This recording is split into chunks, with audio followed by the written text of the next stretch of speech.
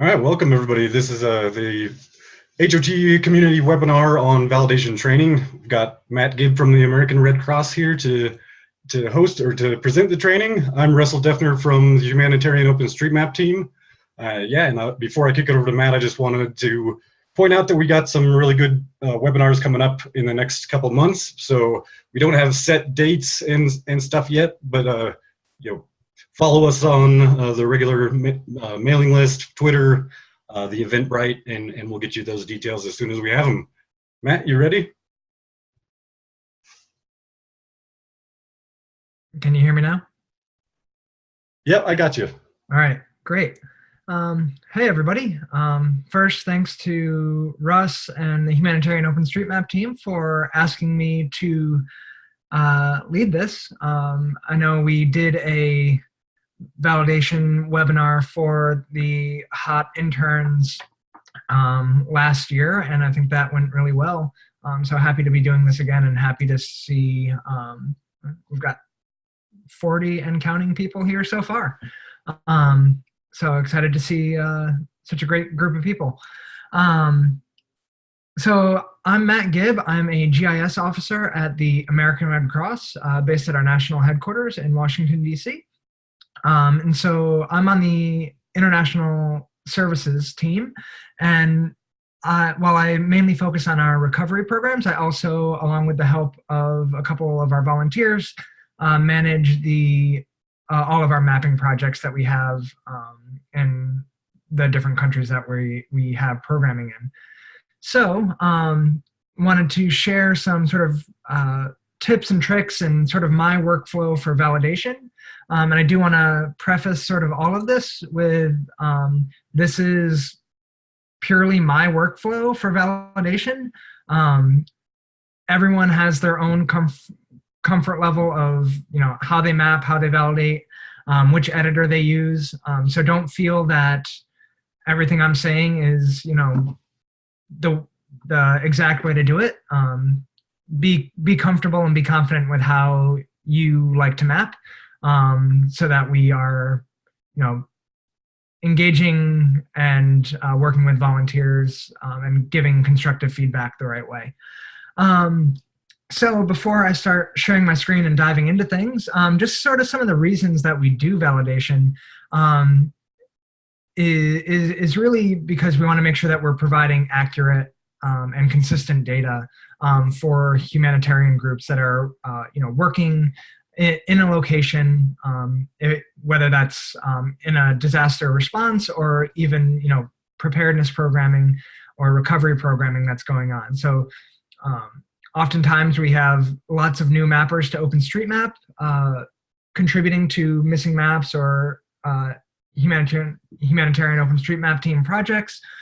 So it's very important that we're giving constructive feedback to these new volunteers so that they continue to contribute to these projects, but also that they're giving good quality data. And so I'm assuming that most of you who are here have had some sort of experience with validation. Either you have had some of your work validated, or you've done some validation yourself, or you're just sort of looking to see what it's all about.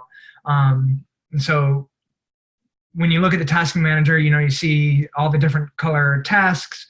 We want to get them as many green ones as possible, making sure that we're providing good quality data.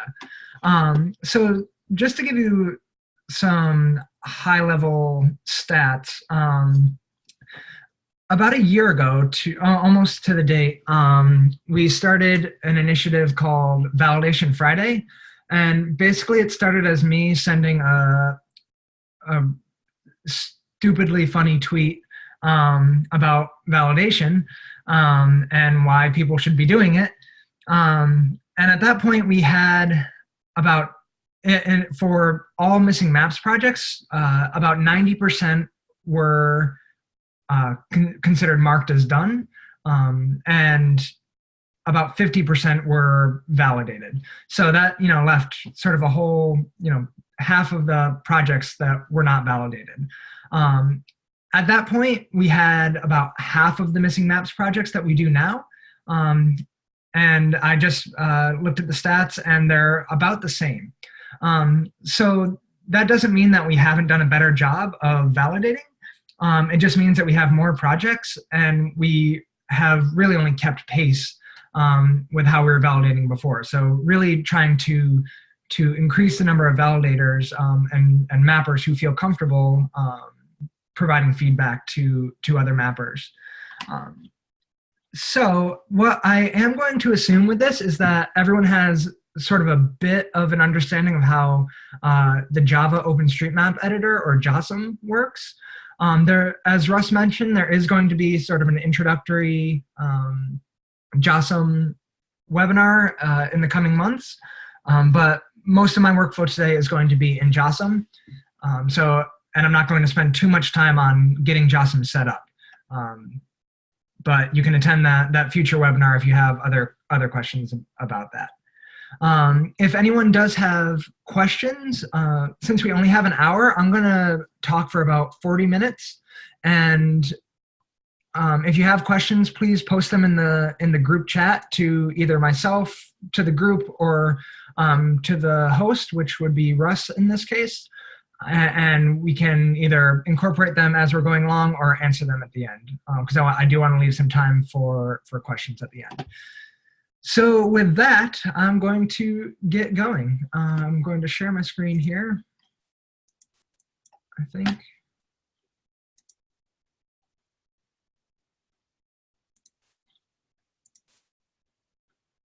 All right. Can I get confirmation from someone that you can see my screen with the tasking manager open? Yes, I can see your tasking manager open. Fantastic, thank you. All right, so this is one of the projects that the American Red Cross has on the tasking manager. It's number 3808. It's in the Irrawaddy Delta of Myanmar, where we're actually trying to map the entire Delta area. So there's a huge number of projects that we have on the tasking manager for this area. So about over the past year, we've been mapping quite a bit there. So there's a lot of validation that needs to be done, and so I'm gonna focus on that a little bit today. And the reason we're mapping here is it's an area that's extremely prone to cyclones coming off the Indian Ocean.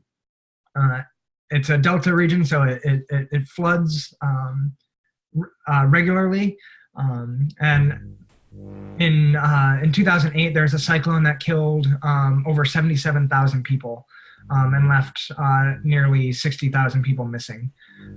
So it's an extremely vulnerable area, and so we're trying to improve the data that's available to the Myanmar Red Cross Society. So when I'm validating, the first thing that I like to do is read the instructions, because if you're validating and correcting people's work, you want to make sure that you know what the work is to be done. So in this project, we're strictly mapping buildings. So there may be instances where there are roads to be corrected, and that's fine. That we can fix those. But mainly what we want to focus on is the buildings. One really important part that I think a lot of us have started to realize is with validation, good validation starts with good project creation. If you're mapping in an urban area and there's these huge projects and hundreds and hundreds of tasks, it can be very difficult for volunteers to really look at that and do a good job and feel like they're contributing. So making sure that there are good projects created, making sure you're not asking for buildings and roads and land uses and points of interest and all sorts of different features to be mapped for a single project can be very, very helpful when getting projects validated. So in this case, we're just looking for buildings to map, and we're using the Digital Globe Premium imagery here. There's no real special instructions for this, just making sure that buildings are squared and that features are tagged as buildings. So I'm going to come in and I'm going to select a task. Here's an area that I know is a bit more populated, so I think there's going to be a lot of buildings here to map. I'll select this one instead. And I'm going to say start validating. In the new tasking manager, there are now sort of two separate sections. There's map and validate. If you go to map, it's not going to let you map this task because it's already been marked as done or mapped. So I'm going to go into the validate tab, select it, and say start validating. I'm going to use JOSM. I already have my Java OpenStreetMap editor open. You need to make sure that it's open before selecting it. And I'm going to say start editor. And that should load the data into your JOSM. And if there is special imagery for the project itself, it will load automatically, but since this one was not preloaded with the imagery, I need to go ahead and add the Digital Globe Premium imagery myself. And just diving into JOSM a little bit, a few of the plugins that I like to use. Let me make sure this is on the right screen. If you haven't used JOSM before, it's nice. Contributors to the community have created a number of plugins that make mapping a little bit easier and more efficient. So some of the ones that I like to use are the buildings tool. This will make your life much easier when mapping buildings. It turns the process from clicking 4 times and tagging to really just clicking twice and your building is already tagged with square edges. I also like it's called Open Data and Utils plugin 2. It's this one, Utils plugin 2. That allows access to a number of more tools that create some of the processing or make some of the processing a little bit easier. So those are the main plugins that I like to use.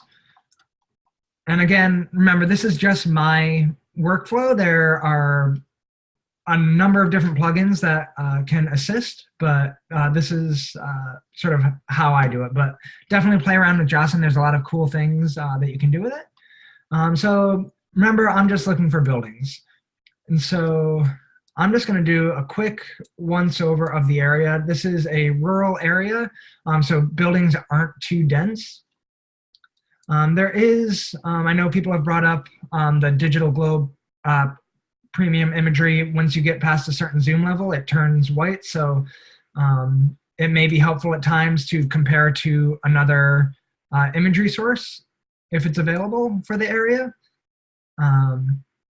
So I can see that there's Bing imagery also available here, just in case I need sort of a second opinion, but making sure that everything that I am mapping is aligned to the Digital Globe Premium imagery. So I'm just looking through pretty quickly. It looks like most of the buildings are mapped here so far. I see another building here. I'm going to map that one very quickly. I just pressed B, which allows me to use the buildings tool that I downloaded. And one thing you want to recognize is how much time you have to map. Since we only have a short amount of time, if there's a lot of buildings missing, I'm actually not going to map them all. And I'll likely end up invalidating this task. So I can see a few more buildings here. These buildings look a little bit different, so I'm going to click on them and see what they're tagged as. It looks like they're tagged as piers. And I would say that's correct. This is right along the river. They're probably like a small boathouse.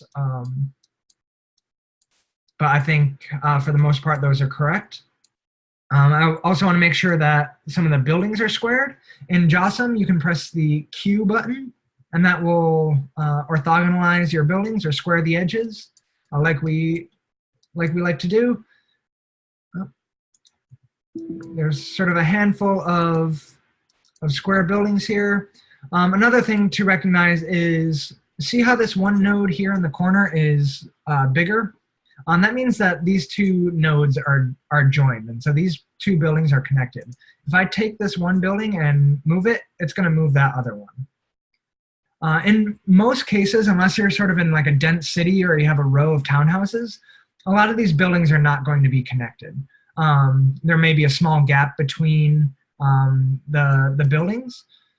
So I'm actually going to use a tool that is unglue ways. It's right here in your tools menu, or you can press the G button. I'm gonna press that, and that unglues those ways. And so now I can move that one and separate them a little bit and make sure it's squared. So it looks like most things are mapped correctly here. I think these are separate buildings. I'm gonna just use the Bing imagery so I can zoom in a little bit more. Yeah, I think these are separate buildings. It looks like there's a couple of different roofs here. So I'm using what's called the extend tool. If you select a building and press X, it will allow you to extend your feature. And so if I had maybe an L-shaped building here, I can see a little area jutting out here. I can add a new node there. And then when I use the extend tool, I can expand that out a little bit. And that just makes mapping some buildings a little bit quicker. So I'm now using the building tool and adding a few more in.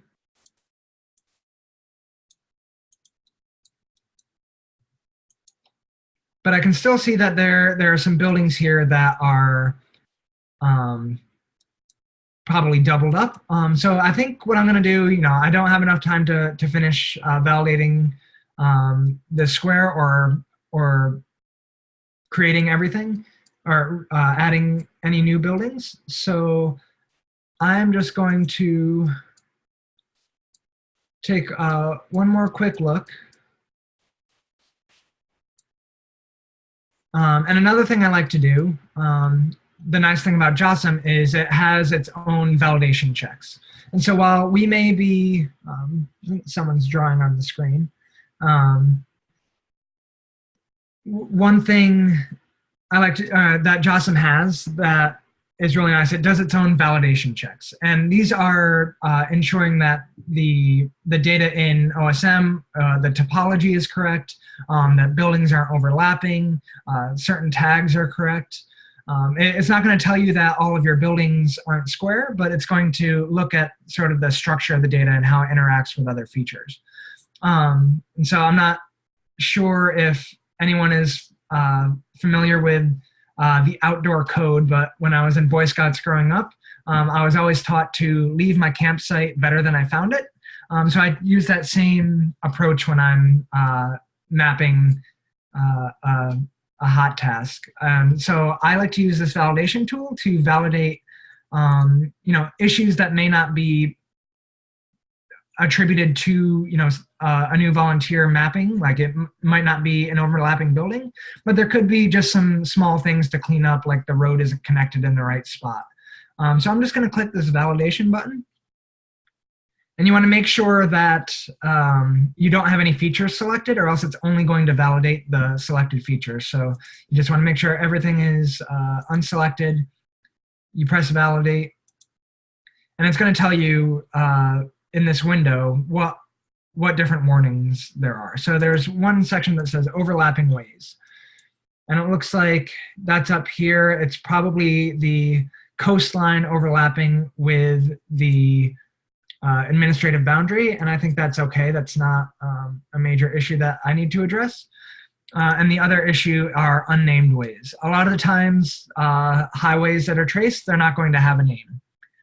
Not every location names all of their streets. That's fine. So we can ignore that.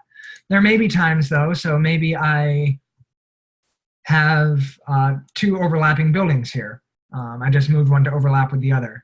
If I press validate, now I have a warning that says crossing buildings, and I can zoom to that problem and see where the issue is and fix it. So there is one question in the group chat. It says, "Hi Matt, could you show us how to square several buildings at once, please?" Absolutely. So there are, one thing you can do is you select your building.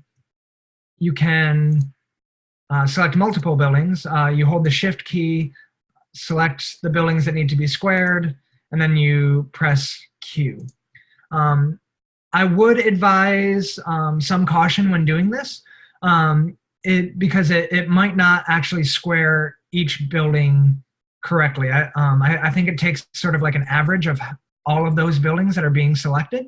The other thing you don't want to do is select everything. I just did a Control A. You don't want to select everything and then try and square that, because there may be buildings that are circular that you don't want squared. There may be some buildings that have a slightly obtuse corner that are actually supposed to be that way. So you don't want to necessarily do a huge bulk change of all the buildings in the area. But it is one way to do things a little bit more quickly rather than selecting, squaring. You can actually select a group of buildings. So I have a bunch here, but I also have the nodes selected. And so when I try to square, I get an error that says it's not going to let me do that. So what I can do, I can press Shift U, and that will actually unselect all the nodes and leaves me with just the way selected in the project. So I can then press square and it will work. So, excuse me. Let's remember there's still some things that need to be fixed here. And for the sake of time, we need to move forward a little bit. So I'm going to upload my changes.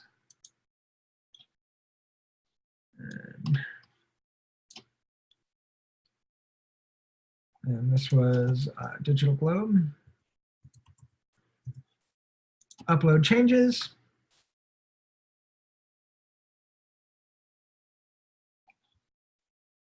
And those are set.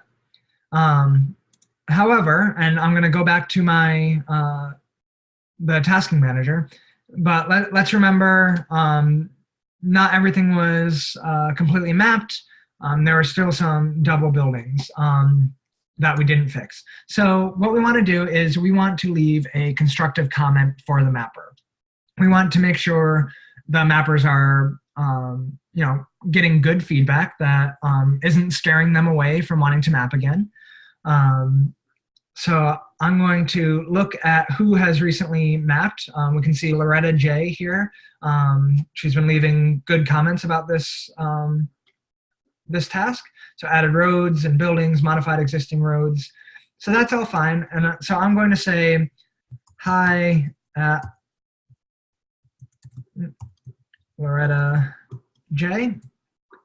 And so that's going to give her a notification the next time she signs into the tasking manager.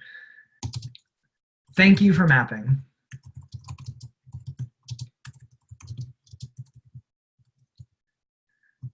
Most things looked great here. However, there were still a few unmapped buildings, and I think some buildings could be split into two. Please let me know if you have any questions. So we want to make sure, as I said, that we're leaving constructive feedback. We don't just want to say, hi user, you did this wrong, please fix it. We want to say, give some positive reinforcement, because most of the things that were mapped here were correct. And there are just a couple buildings that were missing and some were doubled up. There may be an instance where all of the buildings were not squared. You could say, please remember to square your building by, if I could spell, buildings by pressing S in ID editor or Q in JSON. I have a document saved on somewhere on my computer with a bunch of different sort of pre-made comments, because a lot of the errors that you'll see are pretty common. It's usually squared buildings. Maybe some buildings are connected. Maybe someone accidentally clicked the project or the task is done. So you really just want to make sure you're addressing whatever issues there were. Or if everything was mapped well, you just say, hey, thank you for mapping. Everything looks great here. Thanks. And then you could validate it. But in this case, there were still some things to fix. So I'm going to say mark as invalid. So now that turns it red. And that user will get a notification saying that their task has been invalidated, and they'll also get the comment that I wrote. And so hopefully they'll go back and fix it. So that's sort of the process that I go through when validating.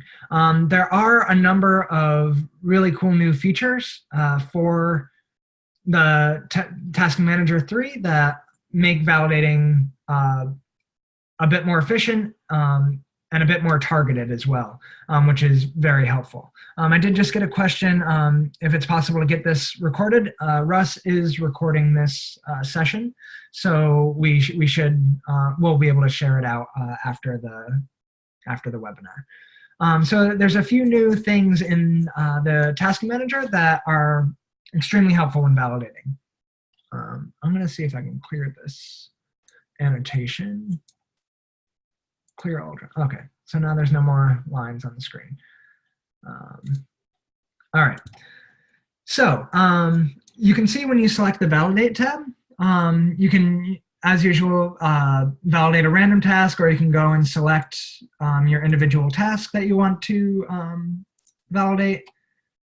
But I'm going to back out of this.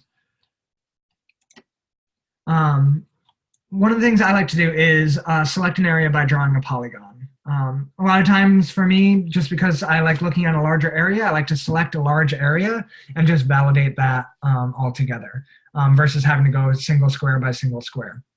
So a really cool new feature is that you can select an area to validate. So I'm going to look at I want to look at these 4 tasks. So I can do select area by drawing a polygon. And I can now select these 4, double click, and start validating. And that will open up, or bring me back to which editor I want to select. And before I do that, I want to clear out the other data on my JSON just so I don't get anything confused. And I'm going to say start editor. So a couple things to note here. First is that you now have a layer called OSM Data, but the OSM Data actually wasn't downloaded when it was brought in. You also see task boundaries, do not edit or upload. So we're not actually going to be editing in this layer. We're going to be editing in the OSM Data layer. You should be able to see the green check mark for the and so what we still need to do is download the data. So I'm going to do that by pressing this button up here on the top, which is the down arrow to what looks like a hard drive. I'm going to do that, and it should already be at the extent to which your window is at, and that looks about right. I can see that little peninsula there, so I'm going to download that data, and here's what it gives me. So remember, we're looking to map buildings. Because I'm validating this whole area, I want to make sure all the buildings are there and correctly mapped. Again, it looks a bit more rural than the previous task that we selected. A couple buildings there, some buildings there. I think these are more like hay bales in the middle of this field, or something, not necessarily a building. I'm gonna fix this road because it looks like that actually is probably right. the road sort of loops around here, but I'm just going to add a couple more nodes to make sure it's better aligned. I see this is tagged as historic ruins. One thing you can do is you can select a feature and look at who's tagged it. And when it was tagged. So this was created in December of last year. I don't think that these are ruins. We can look at version 1, and it looks like it was created as part of the HOT project. It wasn't necessarily created by someone locally. We don't know that these are ruins, so I'm actually going to remove these. I can also see this giant land use. Mapping land uses through HOT projects can actually be pretty difficult because we try to stay within our task square.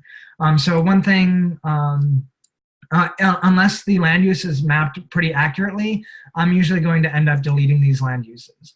You want to avoid deleting sort of as much data as possible because OSM does save the history of edits, and so it's better to fix something if possible. But this entire area should be that land use, not just sort of an arbitrary triangle that was drawn. So it actually looks like most of the buildings are, most if not all of the buildings are correctly mapped here. There's maybe one more there, but I would say that this is pretty well mapped. So I've made all my edits and any corrections that needed to be made.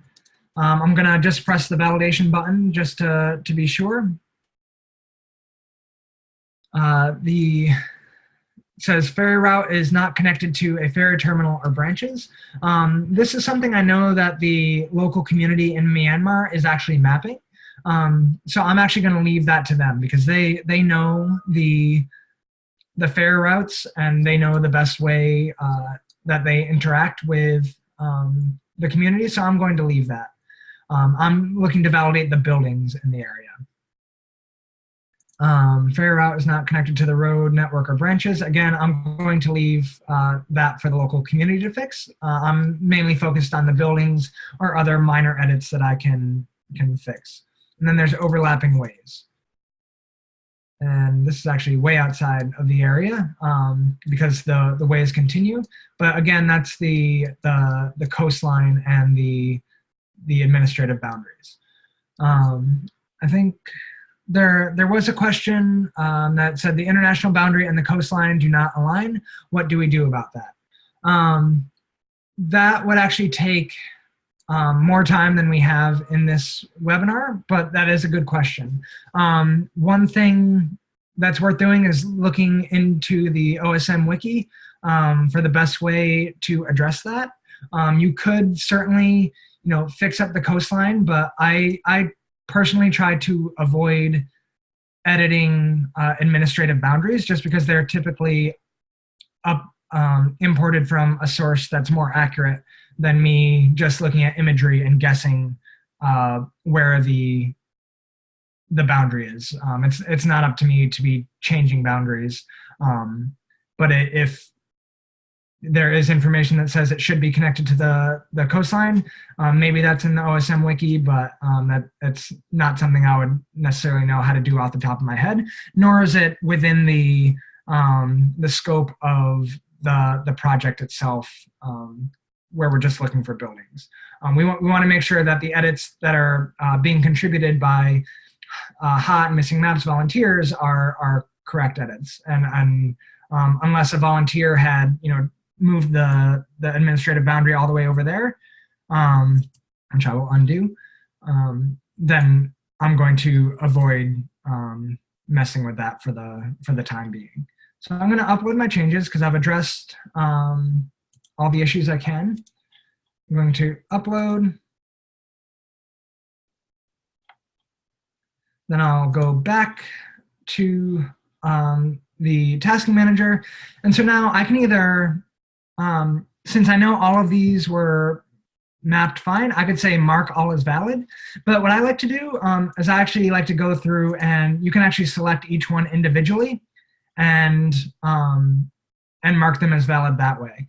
Because there may be times where you've selected an area, but it's maybe 3 or 4 different mappers who marked it as done, and you still want to give them the good constructive feedback.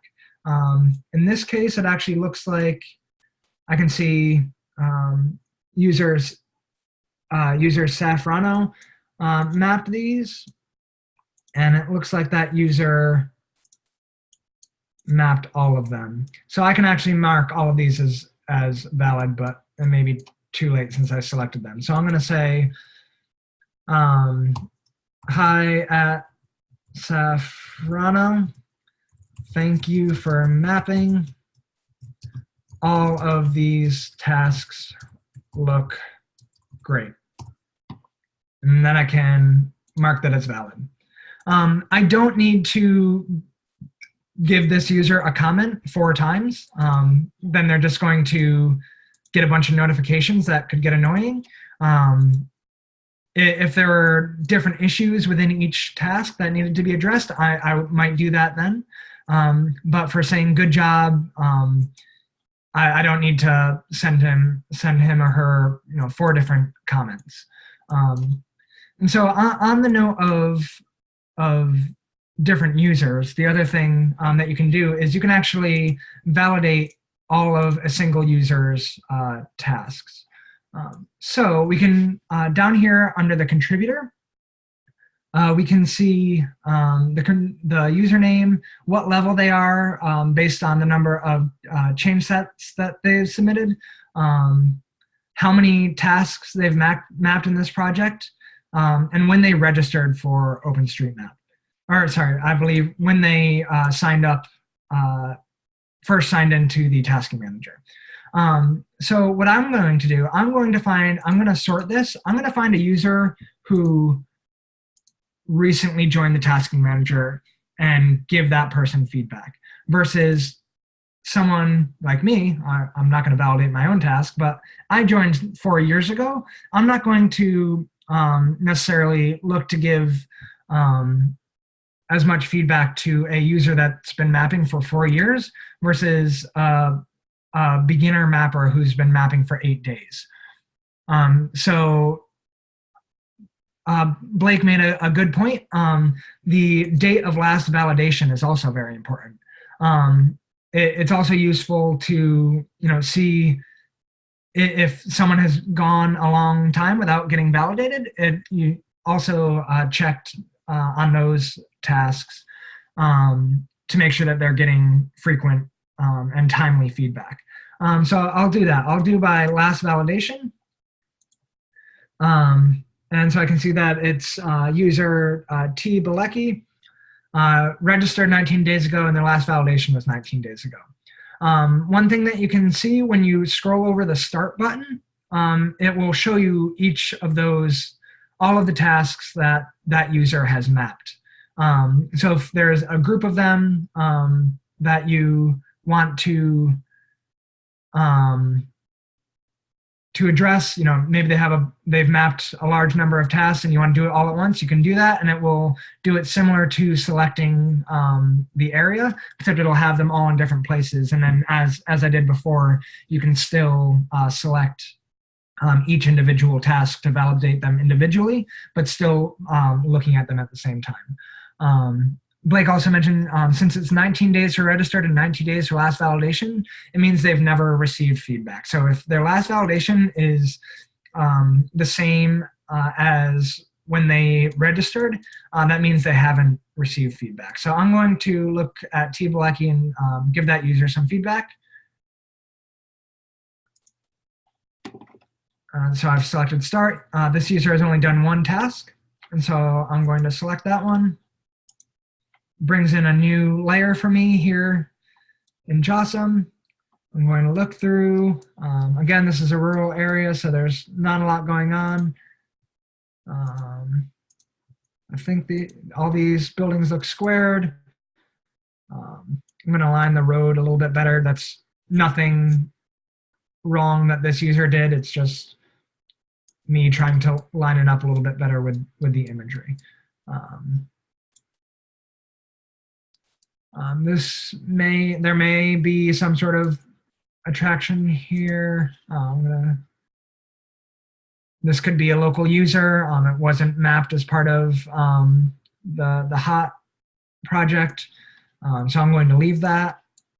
The buildings look mapped, and this looks good. So any changes I made, I'm going to upload.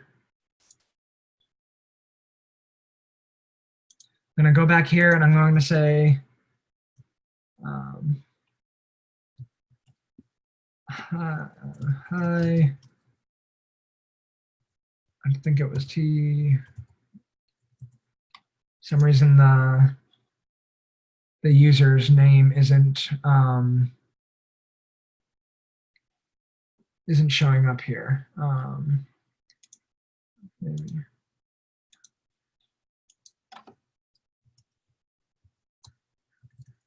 T. Bilecki. I believe that was the user's name. Thank you for contributing. This looks great. And then I can mark as valid.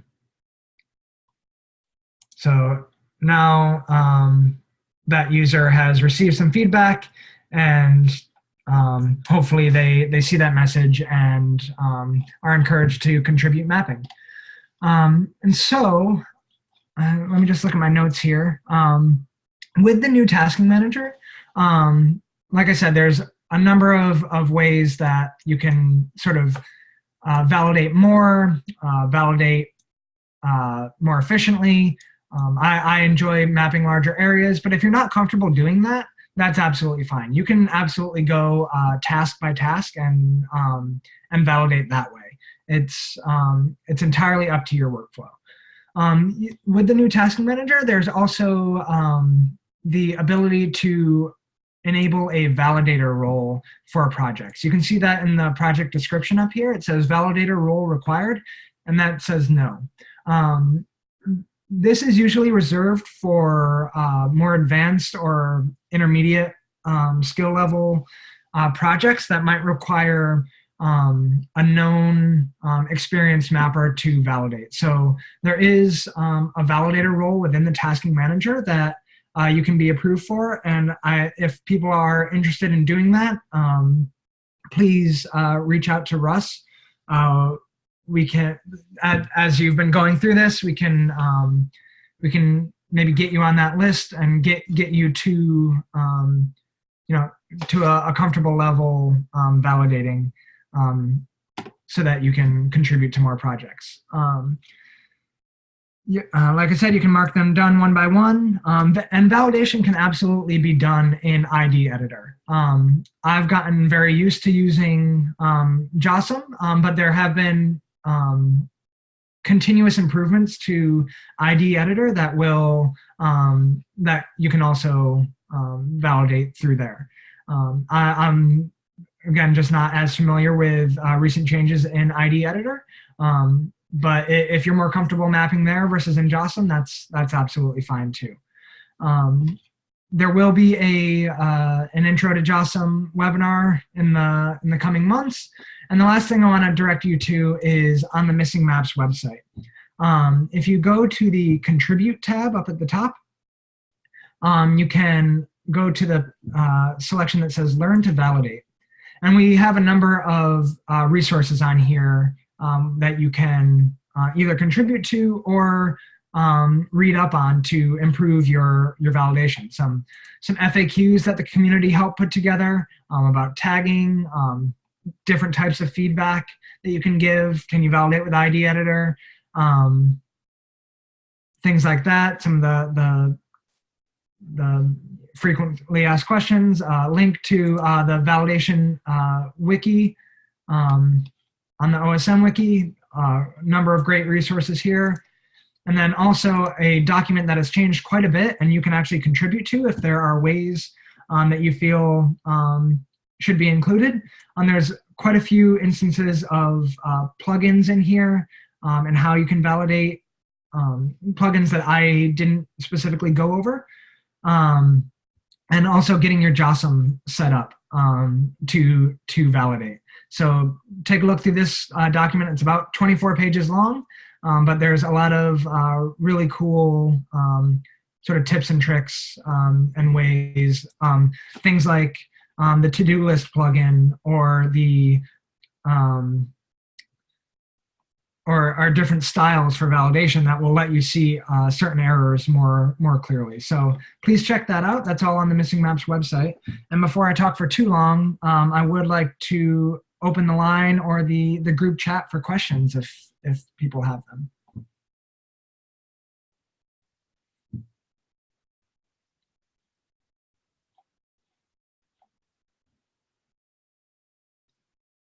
So if maybe if people want to either unmute themselves if they have a question or type in the group chat if they have a question.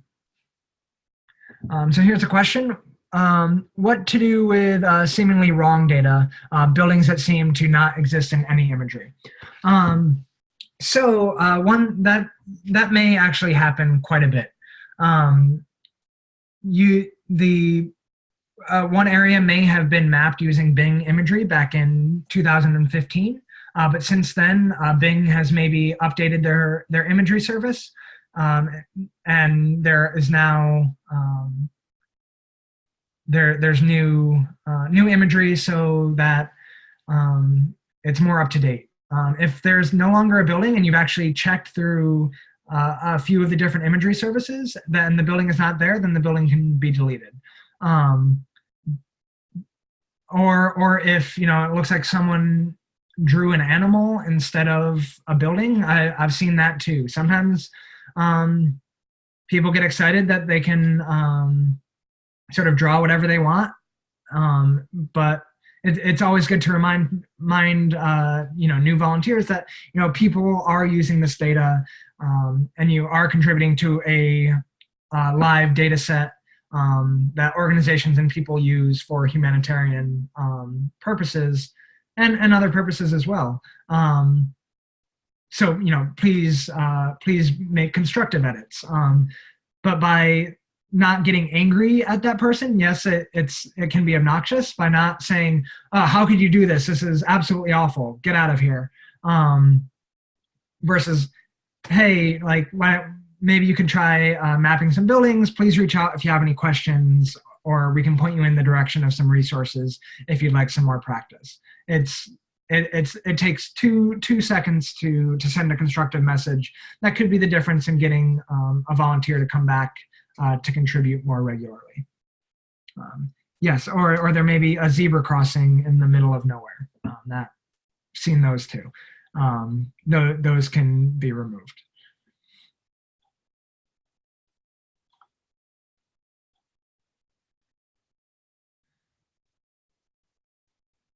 Comment sections disappear with splitting. It is often impossible to know who mapped. Yes, I think that is something that's being worked on, and one of the issues that was raised on the Tasking Manager GitHub. Yeah, sometimes not sometimes, all the time, if one of these tasks is split, the history for those tasks are lost. So there may be some issues with identifying which users contributed. Blake is asking me to show the authors panel in JOSM. I am actually not familiar with the authors panel because, as I said, everyone has their own workflows. Blake, would you like to unmute and tell about the authors panel? Sure. Yeah. Can you hear me okay, Matt? Yep. There is a panel, and I mean, we run into this because, either you're validating multiple task squares that maybe multiple people contributed to. But even if you're just validating one task square, the mapping can be from, different people in different times. And so what I generally do is I'll turn on, if you go over to your panel stuff. I just opened it up here. Yeah, and so can you just do, I usually do a search for building equals star. Do you have some data downloaded there? Yeah, I'm gonna just download a bit of a bigger area. Yes, and so what I do is I usually do, depending, a lot of times this is buildings that we're validating. So I'll just do, buildings equals star. And now you can see who contributed which buildings. And if you zoom in a little bit, Matt, can you zoom in on let's get to the actual data here. And then, so what you can do is you can double click on any one of those authors. Let's double click on an author. And it'll just select the buildings that they've contributed. So now you can look and see, okay, this person did a lot of these buildings and they all look right. And then I would just rerun the search and maybe look at the buildings the next most common person had run. And it can give me a sense of what I need to give them feedback on. But that's how I try and figure out who to direct my feedback to.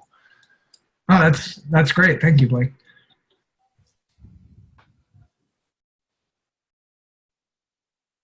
That's it. I'm going to put myself back on mute. But that's one of the ways that I figure this out. There's a bug. You're right. There's a bug, and we need to fix that history in the tasking manager. But even that won't always tell you all of the people who have contributed to this particular area. So that's why, for me, looking at the authors panel helps me understand who I need to direct feedback to. Great. Thank you. Another thing that I just forgot to mention is the filters panel. Maybe you're mapping in a city. I'm gonna go to a nearby city where there's quite a bit more data.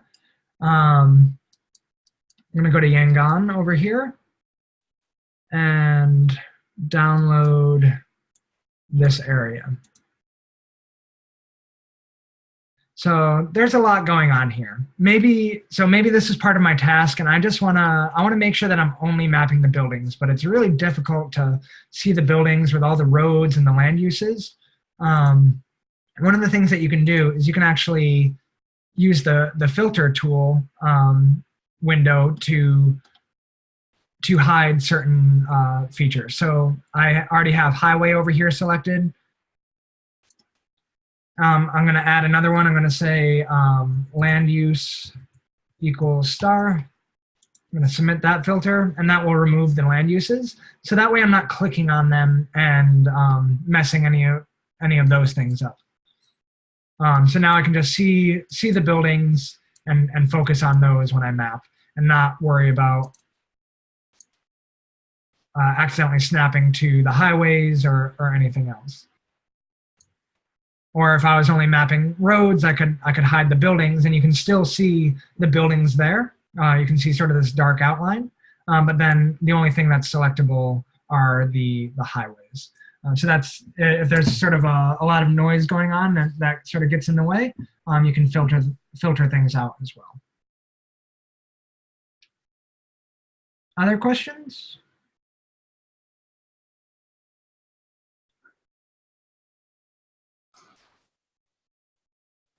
Yeah, Matt, do you see the question in the text, the hardest question of all, of what do we do? Things are mapped with different offsets. Oh, yes, love that question. So the imagery offsets and GPS offsets, that it's a struggle. You may have areas that are just, maybe it was mapped entirely correctly with Bing Imagery a few years ago. Bing since updated their service, and now there is a slight offset from where it was before. What I try to do before I start mapping, if it looks like things are offset quite a bit, let me go back to where I was. Get rid of my filters. So maybe, let's say I've got my digital globe here. I'm going to have my Bing. Things look pretty aligned to the Bing imagery. and there's a slight offset when I go back and forth between the digital globe. So what I would do, maybe it was originally mapped with Ving, but now we want to use digital globe because it's more recent. What I can do, I can come up here to the Imagery tab, go to Imagery Offset, and because I'm using the digital globe, I'm going to select that, and that will bring up this window over here and allow me to move the imagery to align with what's already been mapped. This is a really simple example. There may be times when certain areas have different offsets even within the same task that's been selected. When that's the case, I try to either align with what most of the things have already been mapped to, or try to align to the roads, because it's more than likely that the roads were there prior to the buildings in terms of being mapped in OpenStreetMap. So I would first try to align the roads to the imagery, or sorry, align the imagery to the roads that have already been mapped, and then adjust the buildings from there. Do you move all or invalidate the task? That's sort of a tougher question. If it's a lot and it's clearly an issue, then I would probably invalidate. But I would certainly try and fix things the best I could as well. Some tasks will take 30 seconds to validate. Other tasks could take 15 minutes to validate if there's a lot of things you need to fix. So just take into account the time that you have available to validate, and also leaving time that you're able to give good feedback to the mapper. The other thing is, if you're mapping maybe or validating an old project where it looks like the last feedback that a user got was months or even worse, years ago, then leaving feedback in that case isn't going to be as useful. That user, if they haven't continued mapping, is probably long gone, and they're not going to get their message unless they sign into the tasking manager again. So in that case, I would probably just fix everything in the task and validate it, rather than invalidate and expect someone to come back and fix it, because it's already been stagnant there for so long that it's better to just fix it yourself.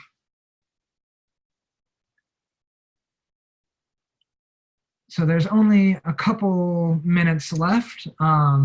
If there's other questions, I'm happy to answer them, or if Russ or anyone wants to chime in with anything that I've missed. Again, it's a completely different workflow for everyone. Everyone is comfortable mapping a different way. Validate how you are comfortable mapping, but making sure that we're leaving good feedback for mappers and ensuring quality data.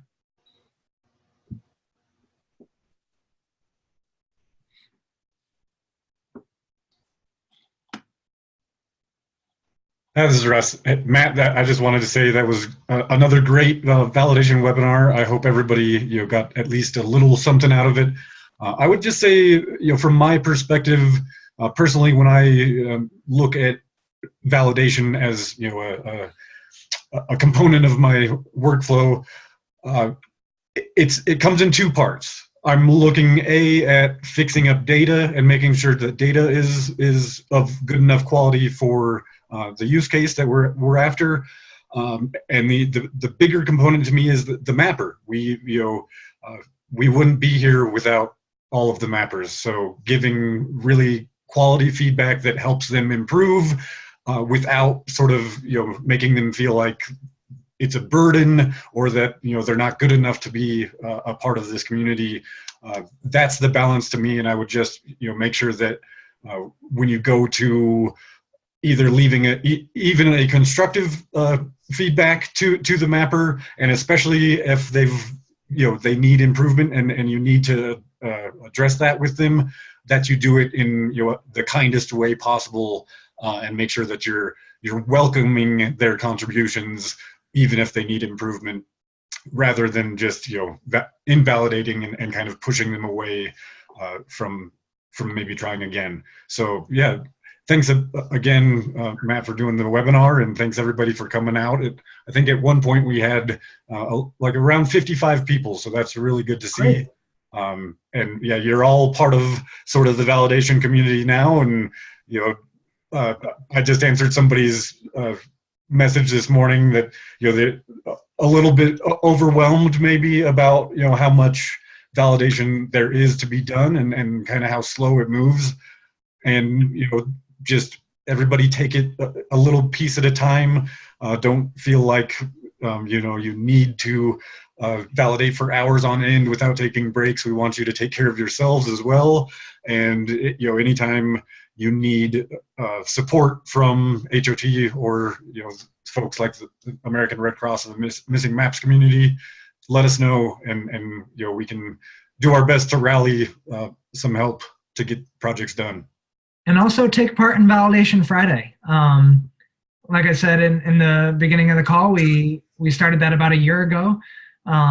Every Friday, maybe set aside some time to validate a task or 2 or 10 or a whole project if you are so inclined. And if you're on Twitter, then follow the Validation Friday hashtag. Maybe you'll laugh at some of my awful jokes, or maybe you'll come up with some of your own.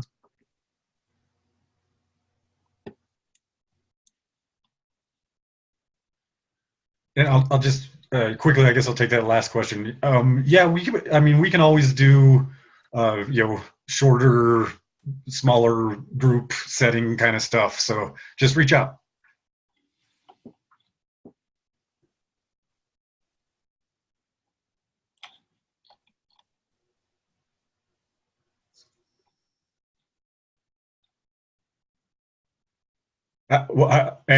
So Validation Fridays, I think a few of us take it upon ourselves to make a point to do some validation on that day, as well as spread the word that validation is a huge component of sort of that next step of making OpenStreetMap an even more reliable, usable data set. And yeah, either reach out any number of ways to ask questions. There's a validation channel on the Slack group, as well as ask questions on Twitter. Happy to write back that way too, or on the hot listserv.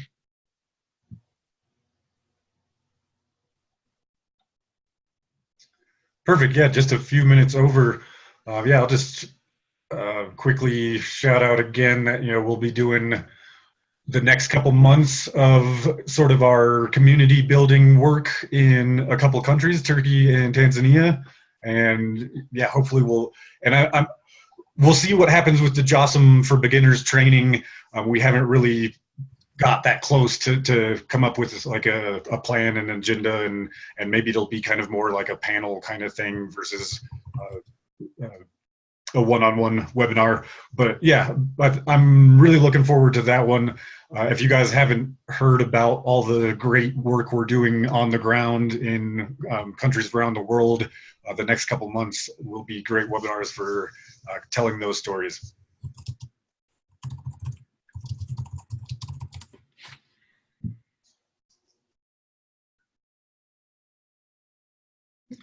Thank you. Last call, and yeah, another thank you to Matt for doing this, and thank you to all the attendees for learning a little bit more about validation.